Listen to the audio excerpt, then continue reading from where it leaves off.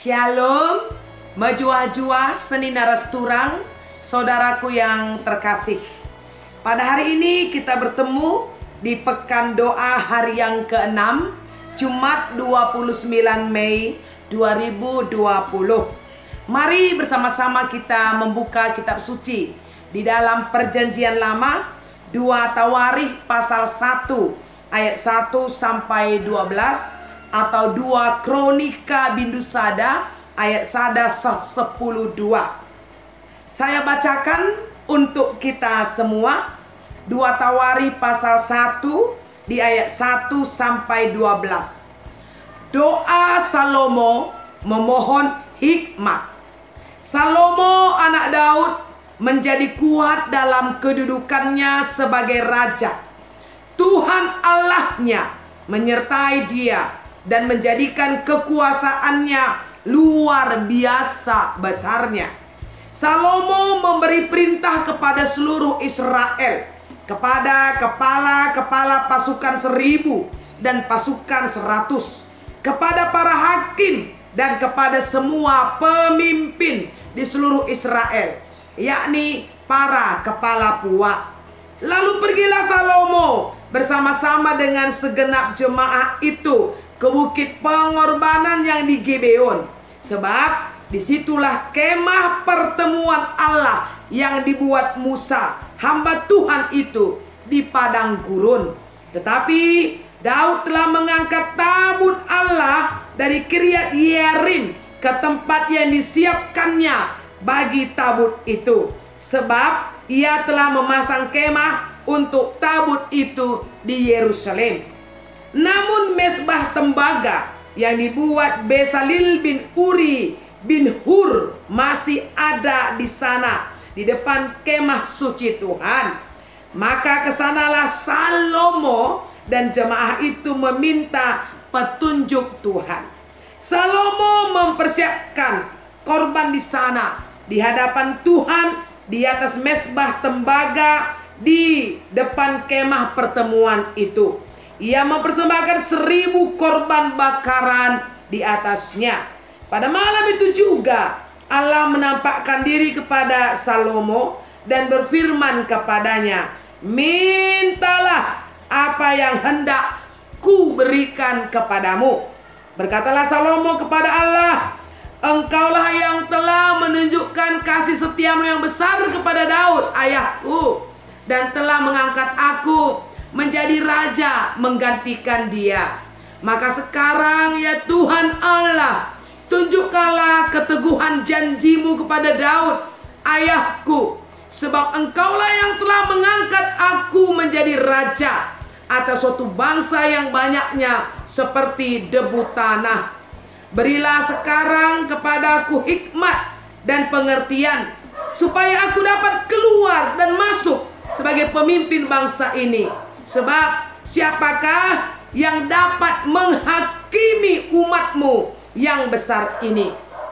Berfirmanlah Allah kepada Salomo, "Oleh karena itu yang kau ingini, dan engkau tidak mengingini kekayaan harta benda, kemuliaan, atau nyawa pembencimu, dan juga tidak meminta umur panjang, tetapi sebaliknya engkau meminta kebijaksanaan dan pengertian untuk dapat menghakimi umatku yang atasnya aku telah merajakan engkau. Maka kebijaksanaan dan pengertian itu diberikan kepadamu. Selain itu, aku berikan kepadamu kekayaan, harta benda, dan kemuliaan, sebagaimana belum pernah ada pada raja-raja sebelum engkau, dan tidak akan ada pada raja-raja sesudah engkau." Amin. Saudaraku yang terkasih, Senina Resturang di dalam nama Tuhan, tema Pekan Doa hari ke-6 adalah berdoa memohon hikmat. Ertoto mindo kepentaran. Saudaraku yang terkasih, di dalam Alkitab ada dinyatakan 2 jenis hikmat.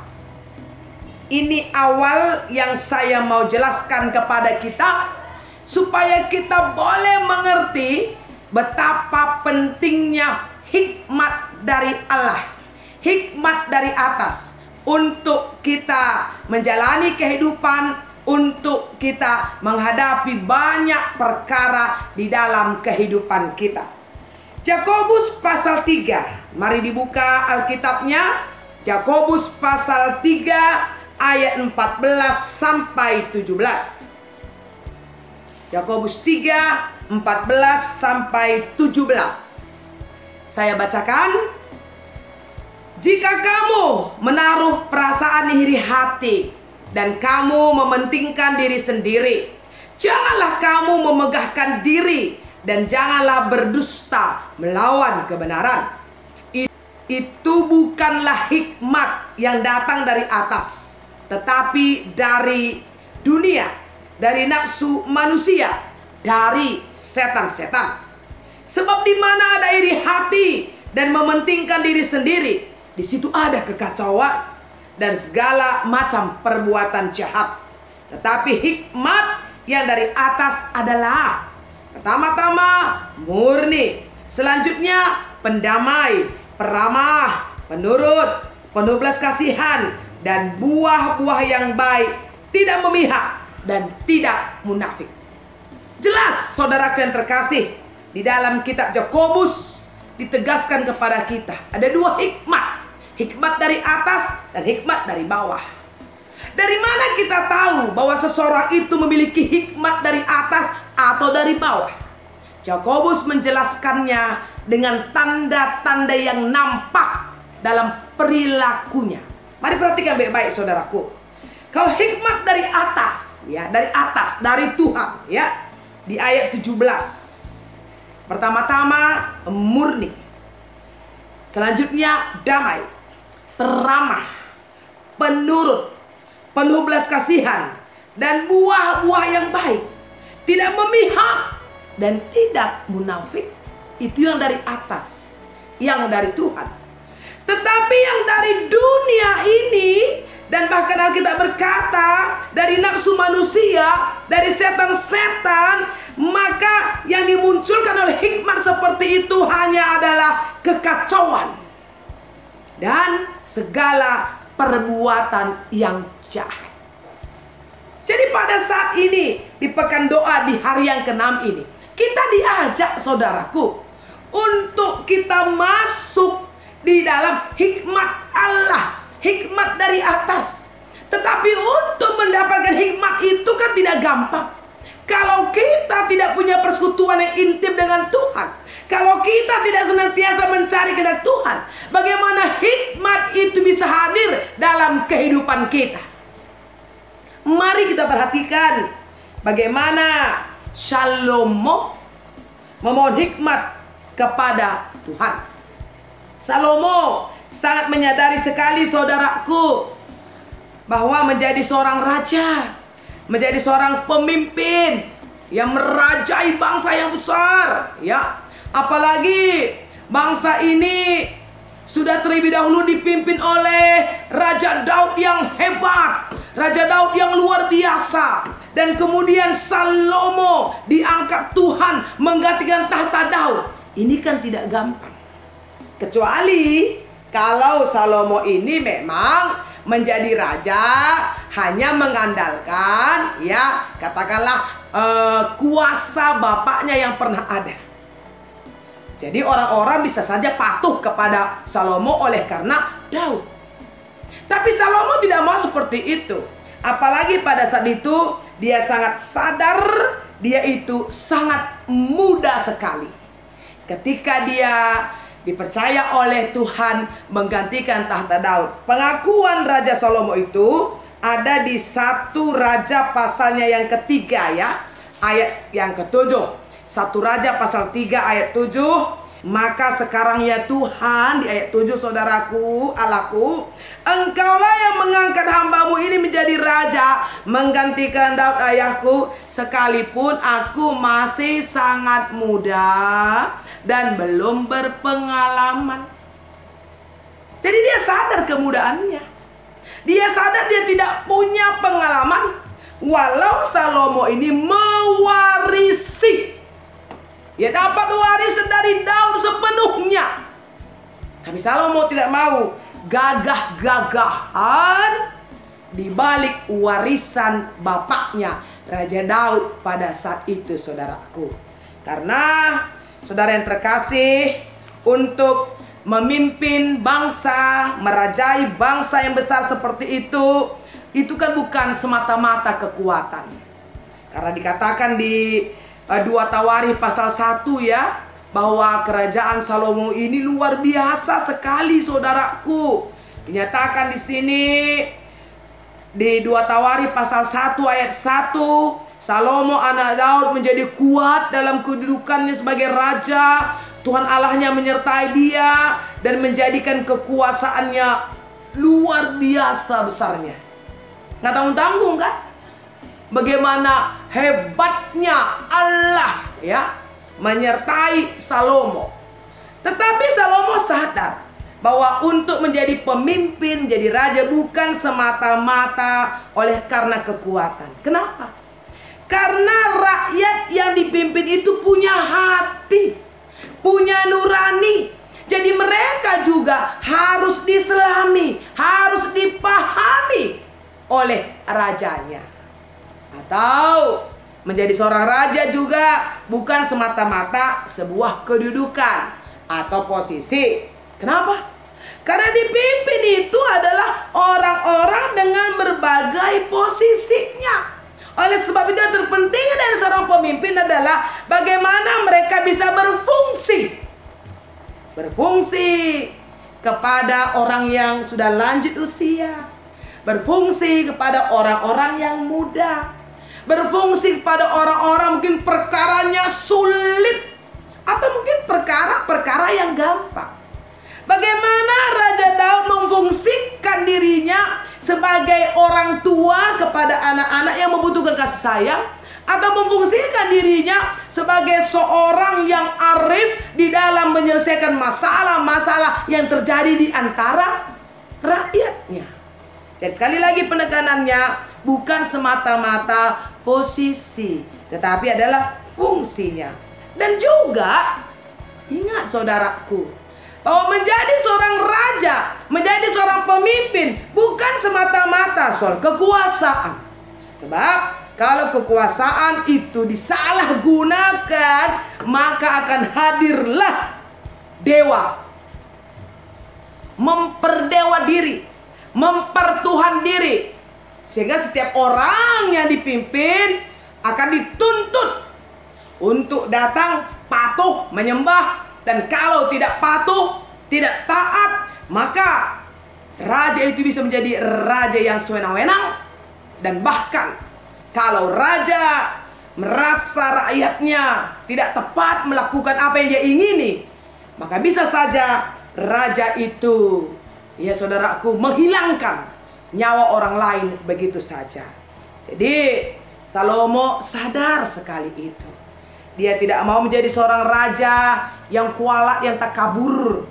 Dia tidak mau merusak, ya katakanlah, wibawa Daud, ya, yang sangat dikagumi oleh rakyatnya. Dan akhirnya di dalam bacaan kita, Salomo berdoa kepada Tuhan. Berarti tadi saya sudah bilang, seseorang yang dapat hikmat adalah seseorang yang intim dengan Tuhan. Hikmat dari atas hanya didapat ketika Anda bersama-sama dengan Dia. Dan itu yang Salomo lakukan. Di 2 Tawarikh pasal 1, ya, di ayat 6, Salomo mempersembahkan korban di hadapan Tuhan. Jadi ada penyembahan, ada korban yang diberikan kepada Tuhan, yang mempersembahkan 1000 korban bakaran di atasnya. Dan dia berdoa. Dan ketika dia berdoa, ketika dia menyembah, maka datanglah Tuhan. Dan Tuhan berkata kepada dia di ayat 7, mintalah apa yang hendak kuberikan kepadamu. Salomo tidak lagi meminta kedudukan. Salomo tidak meminta musuh-musuhnya supaya dikalahkan. Salomo tidak meminta umur yang panjang. Tapi Salomo meminta hikmat, meminta kebijaksanaan. Perhatikan saudaraku, di ayat 9 dan 10. Maka sekarang ya Tuhan Allah, tunjukkanlah keteguhan janji-Mu kepada Daud ayahku. Sebab Engkaulah yang telah mengangkat aku menjadi raja atas suatu bangsa yang banyaknya seperti debu tanah.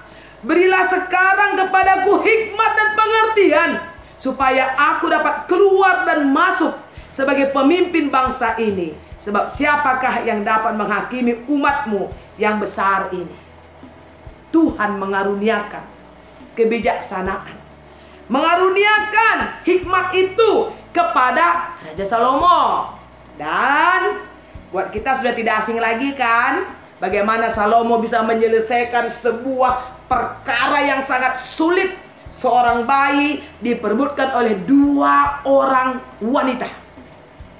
Tapi apik betul ya Salomo menyelesaikan persoalan itu, sehingga bayi itu akhirnya dikembalikan kepada wanita yang memang benar-benar memiliki bayi itu. Cerita ini jelas ya, tidak asing lagi bagi kita. Jadi saudaraku yang terkasih di dalam nama Tuhan Yesus, bukan hanya Raja Salomo, kita sebagai jemaat, sebagai hamba-hamba Tuhan, sebagai seorang bapak, sebagai seorang ibu, anak-anak muda, ya Zaitun, siapapun kita, ya sering sekali kita berbenturan dengan situasi, dengan keadaan yang kalau kita tidak benar-benar hidup dalam hikmat Allah, ya bisa timbul kekacauan, bisa timbul hal-hal yang buruk. Itulah sebabnya di dalam menjalani kehidupan, menghadapi apapun, menghadapi pandemi COVID-19, kita perlu minta hikmat Tuhan. Bagaimana kita menjalaninya, bagaimana kita menghadapinya. Apalagi sebentar lagi sudah akan mulai katakanlah digemakan new normal life. Kita akan hidup dengan normal, tapi dengan protokol khusus. New normal life. Ini kan tidak gampang. Tanpa hikmat surgawi, hanya akan timbul kekacauan. Kita tidak akan menjadi berkat. Sementara orang-orang percaya itu diutus Tuhan di dunia ini untuk menjadi berkat, bukan untuk menimbulkan kekacauan. Jadi hikmat Allah. Yakobus berkata kepada kita dalam Yakobus 1 di ayatnya yang kelima, saudara, kalaulah pada hari ini saudara memang kita merasa tidak memiliki hikmat, dikatakan di Yakobus 1 ayat 5, tetapi apabila di antara kamu ada yang kekurangan hikmat, hendaklah ia memintanya kepada Allah yang memberikan kepada semua orang dengan murah hati dan dengan tidak membangkit-bangkitkan, maka hal itu akan diberikan kepadanya. Mintalah kepada Allah. Siapa yang layak meminta kepada Allah? Ya jelas, anak-anaknya yang takut akan Dia.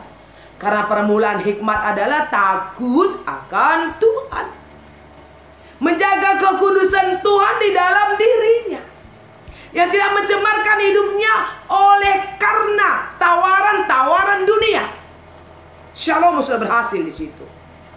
Dan sekarang ini juga yang dituntut kepada setiap kita sebagai umat Tuhan. Bagaimana kita senantiasa hidup dalam hikmat Allah di tengah-tengah dunia, sehingga kita tidak mengandalkan manusia, kita tidak mengandalkan dunia, pangkat, kuasa, dan kedudukan. Karena siapapun yang mengandalkan segala sesuatu di luar Tuhan, kita berkata, terkutuklah dia. Saya baca Yeremia 17 ya saudaraku, untuk kita di ayat 5. Yeremia 17 ayat 5. Beginilah firman Tuhan, terkutuklah orang yang mengandalkan manusia, yang mengandalkan kekuatannya sendiri, dan yang hatinya menjauh daripada Tuhan. Di ayat 7, diberkatilah orang yang mengandalkan Tuhan, yang menaruh harapannya pada Tuhan.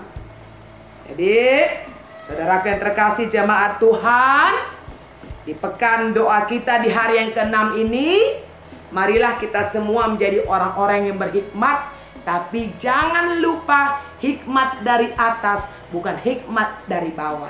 Hikmat Allah, bukan hikmat dari setan-setan. Percayalah, dengan adanya hikmat dari Allah, maka damai sejahtera, sukacita, ketenangan itu akan menjadi bagian hidup kita. Mintalah kepada Dia, berdoalah supaya hikmat Allah itu hadir dalam hidup kita seperti Salomo. Dan memberkati kita saudaraku, dan biarlah kita tetap bertekun dalam doa, tidak jemu berdoa, dan percayalah bahwa badai pasti berlalu, indah pada waktunya. Dan memberkati kita semuanya. Shalom.